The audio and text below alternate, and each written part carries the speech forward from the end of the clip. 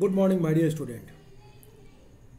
Today we are going to start your class 11th history and we'll continue this chapter, third order. In this chapter, we have read already the previous all the topics. Today we are going to start the next topic, factors affecting social and economic relation. While member of the first two order saw the social system as stable and unchanging, there were several processes which were transforming the system. Some of these, such as change in the environment, were gradual and almost the imperceptible. Others were more dramatic, like the change in the agriculture technology and land use. This is done where the shaped by and had a effect on the social and economic ties between lord and vassals. Let us example these process one by one. I have already explained this paragraph in my previous video, where I have discussed that situation that has changed. बदलाव हो रहा था जो परिस्थितियाँ first order and second order they felt that their position that is stable but situation has changed. ये बदलाव क्यों आया? Why this type of change happened? Because of the environmental change, because of the fertility growth rate decrease, and because of there are so many other social norms implemented on the society. कई परिवर्तन थे. Sometimes the agriculture growth increase and sometimes it may be, we can say that decreases also, where there is no technology. Day by day their position going to be dull, and it is very interesting to understand you that कि किस तरीके से प्रौद्योगिकियों technology में जो बदलाव हुई, भूमि का जो उपयोग बढ़ा, इससे लाड़ और फ्यूडल के बीच जो सामाजिक और आर्थिक संबंध थे उसमें परिवर्तन आने शुरू हो गए. ये परिवर्तन कैसे आए, क्यों आए? One by one, step by step we will read. First the environment. First we will focus the environment topic. The environment from the 5th to the 10th century, most of Europe was covered with vast forest. Thus the land available for the agriculture was limited. Also peasants, dissatisfied with their condition, could flee from oppression and take refuge in the forest. Europe was undergoing on the intensely could climate spell in this period. This led to severe and prolonged winters, a certain growing season for the crops, and including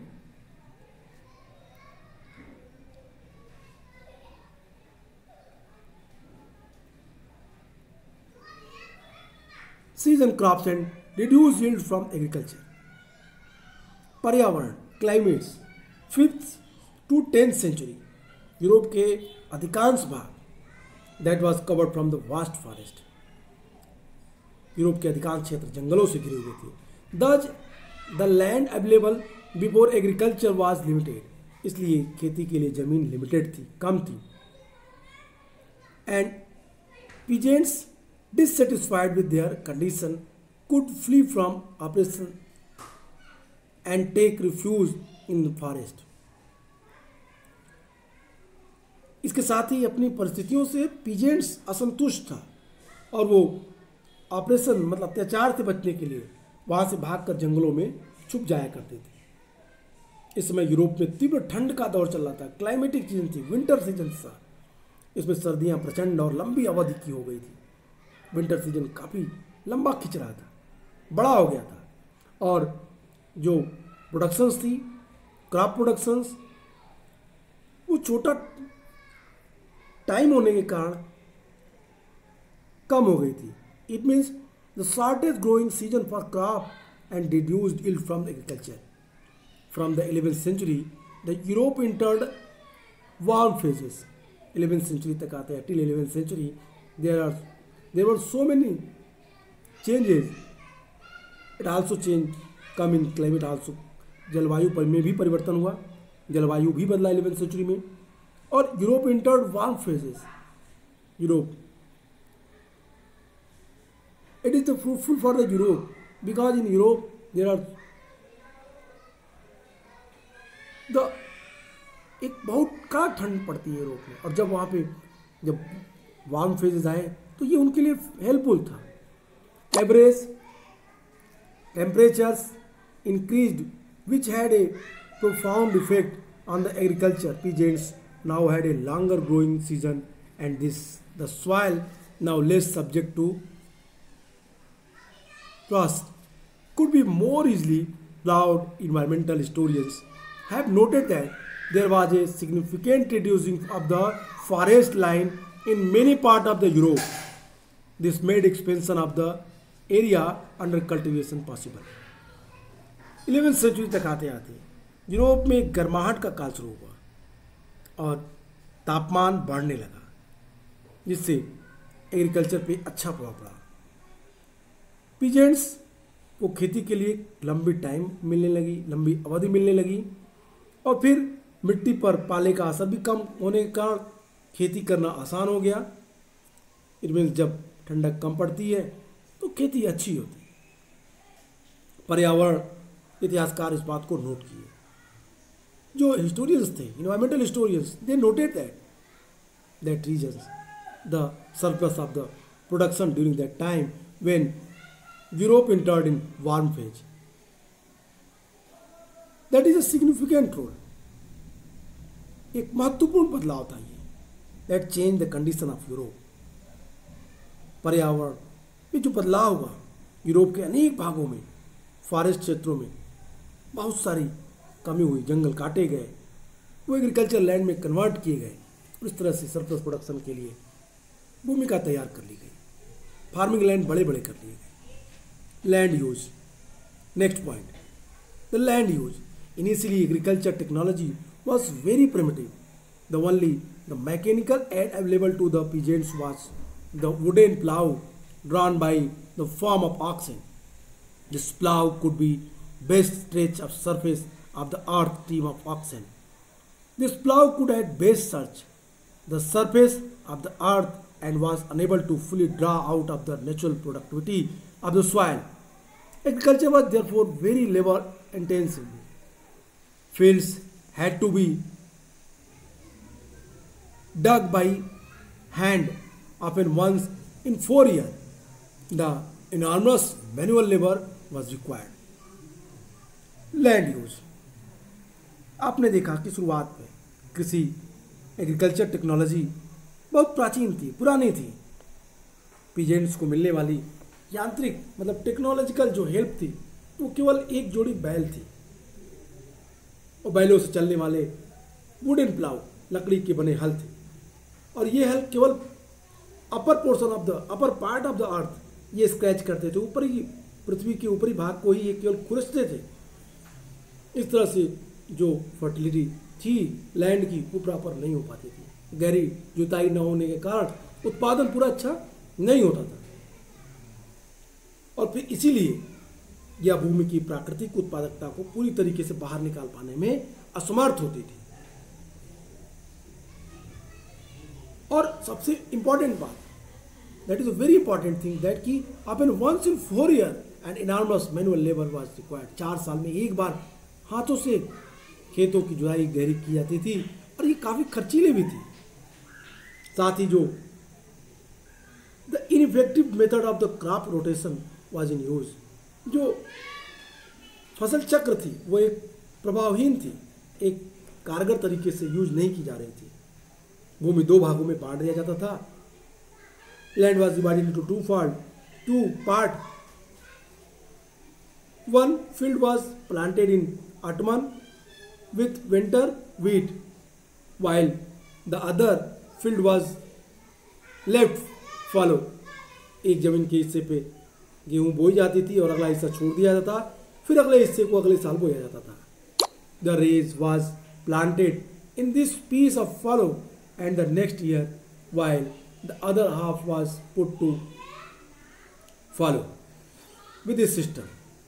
The soil slowly the deteriorated. The famines were not uncommon. Chronic malnutrition's alternative with the disadvantaging famines and life was difficult for the poor. ऐसी conditions जब फसल चक्र प्रभावहीन थी, दूसरी भूमि को खाली करके अगली फसल बोई जाती थी और अगले वर्ष पड़ती भूमि पर राई बोई जाती थी, सरसों बोई जाती थी, जबकि दूसरा आधा भाग खाली रखा था।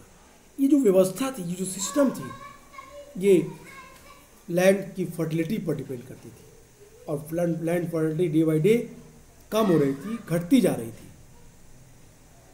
इन कठिनाइयों के बाद भी जो लार्ड थे अपनी आय को एक फिक्स रेट पे ही कलेक्ट करते थे, अधिकतम से अधिकतम प्राप्त करने के लिए इच्छुक रहते थे। हालांकि भूमि के उत्पादन को बढ़ाना संभव नहीं था, उत्पादकता नहीं बढ़ रही थी, फिर भी लॉर्ड अधिक से अधिक आय प्राप्त करना चाहते थे और इसीलिए कृषकों को मैनर की जागीर, मैनरियल स्टेट्स की समस्त भूमि को खेती के योग बनाने के लिए बाध्य होना पड़ा, फॉरेस्ट को खत्म करना पड़ा, जंगलों को काटना पड़ा।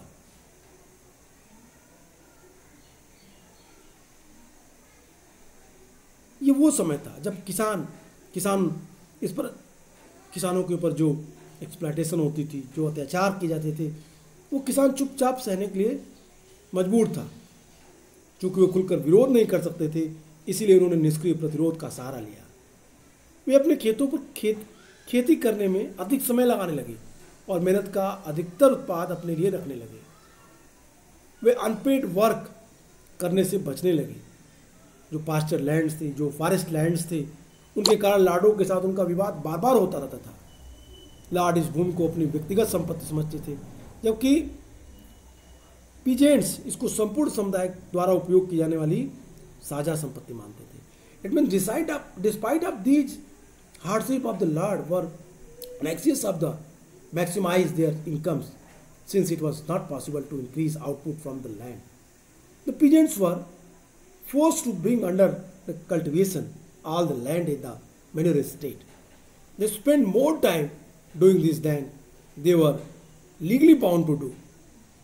The peasants did not bow to quietly to operations. Since they could not protest openly, they restored the passive resistance.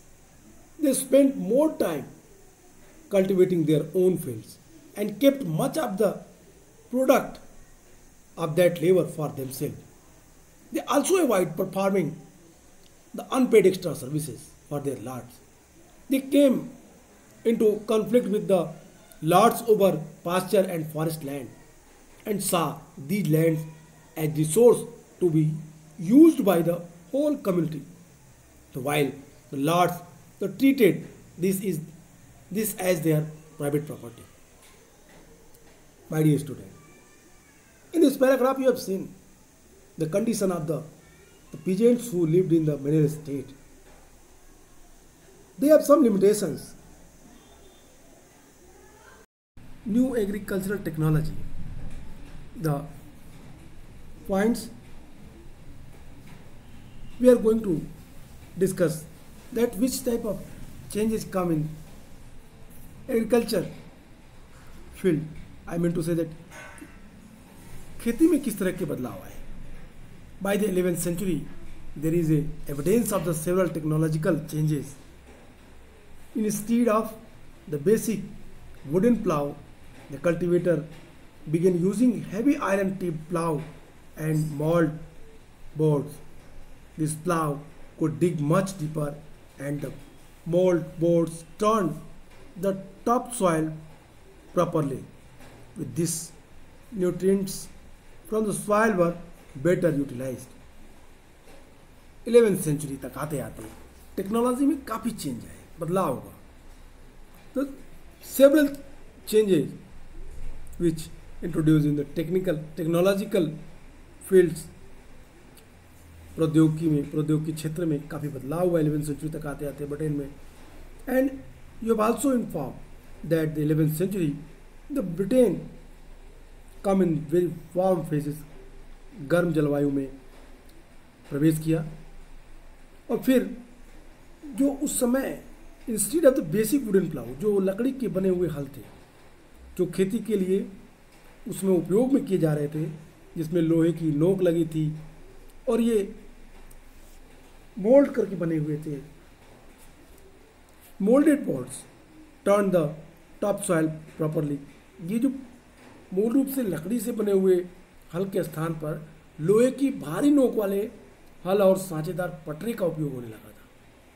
पहले ये लोग लकड़ी से हल जोतते थे, खेत जोतते थे, लकड़ी के बने हल से करते थे, लेकिन अब जो टेक्नोलॉजिकल चेंजेस आए उसमें इन्होंने आयरन का यूज़ किया।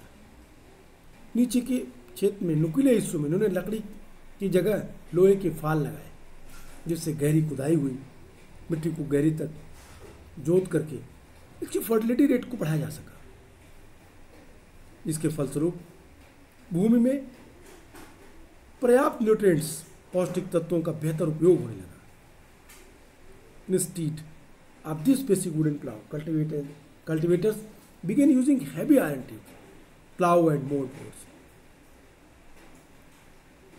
With these nutrients from the soil were better utilized. The method of the harnessing animal to the plow improved. Instead of the neck harness, the shoulder harness came into use. The enabled animal to exert the greater power. Hearts were now better sewed with iron, horseshoe which prevented foot decay. There was increased use of wind and water energy for agriculture.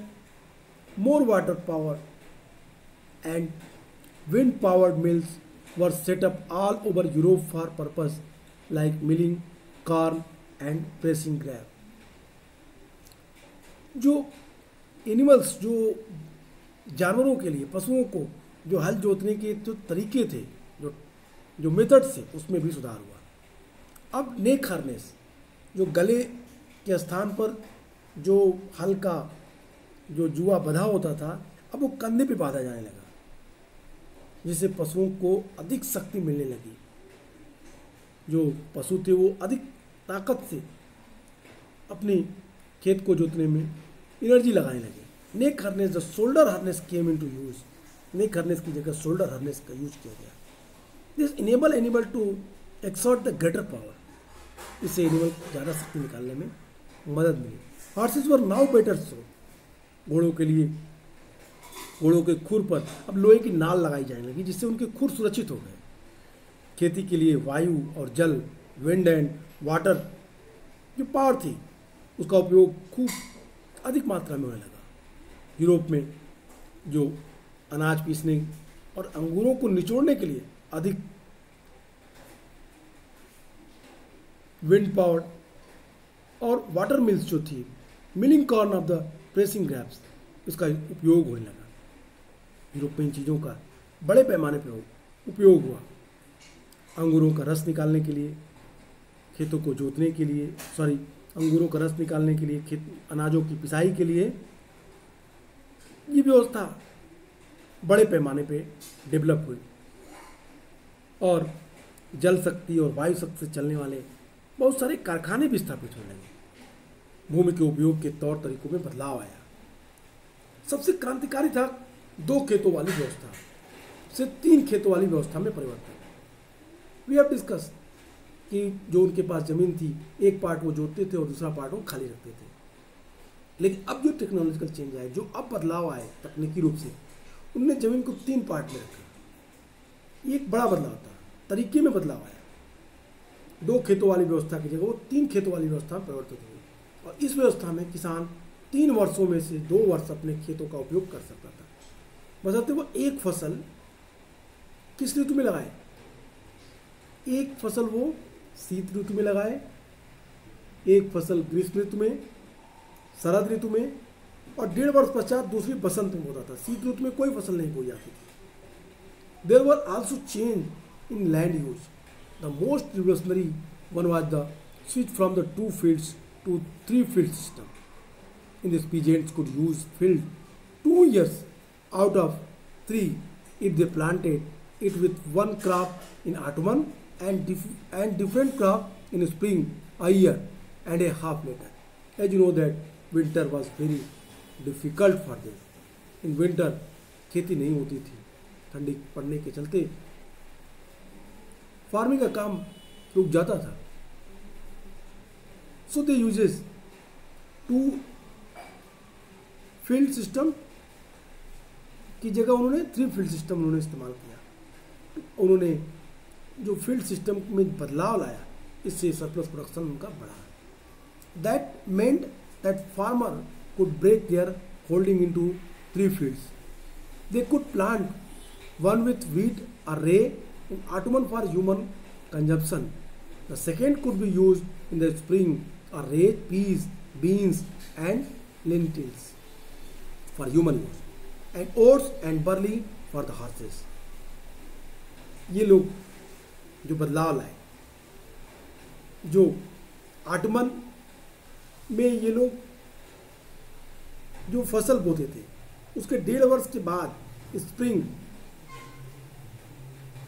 और autumn ये system का चलता रहा.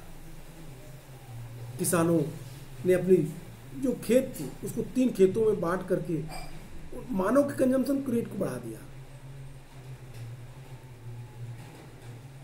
इस फसल चक्र में, इस महीनों में उन्होंने जो शरद ऋतु थे, आटमन थी और स्प्रिंग्स थी, इसमें उन्होंने कुछ फसल, फिक्स फसल को ही बोना शुरू किया. शरद ऋतु में गेहूं और राई बो सकते थे और दूसरे में बसंत ऋतु में जो थी उनका मनुष्यों के उपयोग के लिए मटर, सेम, मसूर और घोड़ों के लिए जौ और बाजरा बो सकते थे. तीसरा खेत खाली छोड़ देते थे और प्रत्येक वर्ष में तीनों खेतों का उपयोग बदल बदल कर वो कर सकते थे. Change they could plant one which when wheat or ray in autumn for human consumptions. The second could be used in spring to raise peas, beans and linseed, the human use, and oats and barley, the horses. The third field lay follow each year. They rotate the use of among the 3 fields. With this improvement, there was an almost immediate increase in the amount of food produced from each unit of land. Food availability doubled. The greater use of plant like peas and beans meant more vegetable proteins in the diets of the average Europeans and a better sources of fodder for their animals. The cultivators, it meant better opportunities. They could now produce more food from less land. 22. The average size of the peasants' farm shrank from about 100 acres to 20 to 30 acres by the 13th century. Holdings which were smaller could be more efficiently cultivated and reduce the amount of labor need. This gave the peasants time for other activities. इन सुधारों के कारण, इन change के कारण, जो बदलाव हुए उसके कारण भूमि के प्रत्येक पार्ट का यूज प्रोडक्शन में किया जाने लगा. नो डाउट इससे सरप्लस प्रोडक्शन हुए, प्रोडक्शन में बढ़ोतरी हुई और भोजन की उपलब्धता भी 2 times to 3 times उपलब्ध होने लगी. ज़्यादा सरप्लस प्रोडक्शन होने के चलते availability of the foods provide for all the peoples. So it helpful for the peasants. मटर, सेब जैसे पौधों का अधिक उपयोग एक औसत यूरोपीय आहार के रूप में, प्रोटीन के रूप में और एनिमल्स के रूप में अच्छे चारे के स्रोत के रूप में इस्तेमाल किया गया. फलस्वरूप रिजल्ट्स उसका क्या हुआ?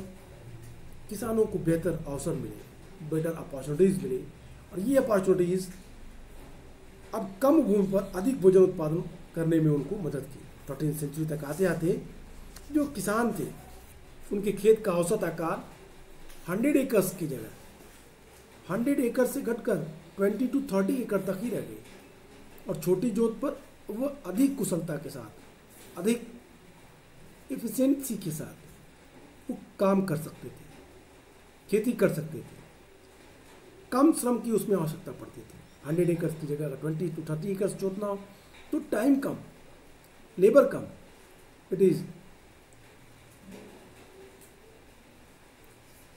The I think reform in the condition of the peasants, ये किसानों के कंडीशंस को भी सुधारा। और इन खाली समय में जो टाइम बचा था उसमें पीजेंट्स बहुत सारी एक्टिविटीज़ में पार्टिसिपेट करते थे, इंजॉय करते थे। Some of these technological changes cost a lot of money. Peasants did not have enough money to set up the water mill and windmill. Therefore, the initiative was taken by the Lord. But peasants were able to take the initiative in many things, such as extending the urban land. They also switched to 3 fields rotation of crop and set up the small forge to smithies in the village, where iron tipped plough and horse shoes were made and repaired cheaply. From the 11th century, the personal bonds that been the basis of feudalism were weakening because economic transactions were becoming more and more money based. Lord found it convenient to ask for rent in cash, not service, and cultivators were selling their crop for money instead of exchanging them for other goods to traders, who would then take such goods to be sold in the town. The increasing use of money began to influence price, which turns the increasing use of money began to influence price, which became higher in times of poor harvest. In England, for instance, agricultural price doubled between the 1270s and the 1320s. In this paragraph, author want to inform you about the condition which was changed day by day with the help of technology, with the help of new type of activities which used in the farming land by the peasants, and system, social system also changed. The surplus production changed the condition of the not only the peasants, but workers and nobles also. They are taking interest. 11th century में जो व्यक्तिगत संबंध है, सामंतवाद का आधार थे, वो कमजोर पड़ने लगे, क्योंकि आर्थिक लेन देन अधिक से अधिक मुद्रा पर आधारित होने लगे। अब वो पैसे पे अपने लेन देन को बेस कर लिए।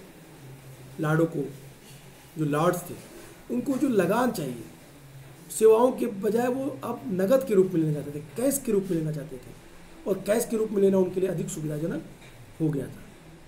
किसानों को अपने फसल, व्यापारियों को मुद्रा के रूप में प्राप्त कर लेते थे, फसल को बेच करके वो कैश मनी के रूप में कलेक्ट करते थे।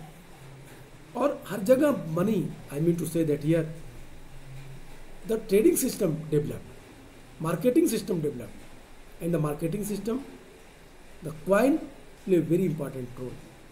Everyone want in cash, not in goods. Lord भी अपनी सेवाएं कैश के रूप में चाहता था।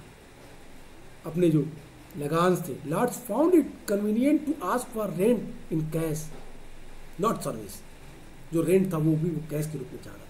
इस तरीके से जो खरीदने और बेचने की प्रथा शुरू हुई, इन वस्तुओं से शहर में वो बेच देते थे और इससे अच्छी कीमत एक तरफ उनको मिल जाती थी किसानों को, और उन्हें लाभ भी मिलता था। और धीरे धीरे से ये बदलाव, ये जो वेल्थ का सर्कुलेशन हुए मार्केट में, this increase the huge money begin to influence the price which become higher in times of the poor harvest. England में 1270 से 1320 के बीच जो एग्रीकल्चर गुड्स के मूल्य थे, प्राइस थे, वो 2 टाइम्स इंक्रीज कर गए, 2 गुने बढ़ गए। और ये सब चीज़ें मार्केटिंग सेंटर के डेवलप होने के कारण, ट्रेडिंग एक्टिविटीज़ के डेवलप्ड होने के कारण दिखाई देती है। I think we have discussed here all the points which change the quality, which change the circumstances, which change the condition, which change the relation between the peasants and lords, which also encourage to develop the economic system, marketing system, the trading system in Europe. It is very strange matter when we see that before, when the Europeans not interact with the technology, their production was very low, and the climates that was not changed before 11th century, their conditions also not so good, but after some time gradually we have seen the whole scenario has changed. That's why the social economical relation affected on the very vast level. आज के लिए इतना ही। Next video में फिर बात करेंगे इसके बाद 4th ऑर्डर पे। Okay, good bye and take care.